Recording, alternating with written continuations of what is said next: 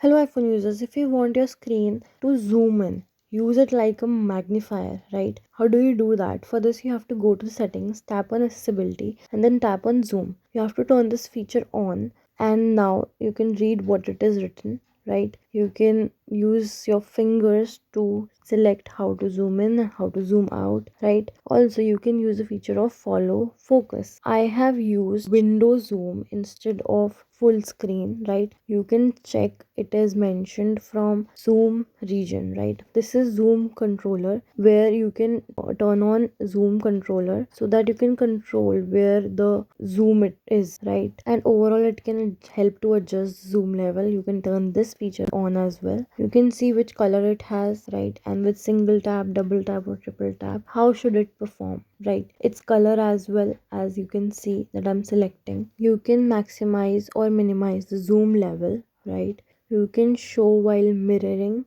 one again.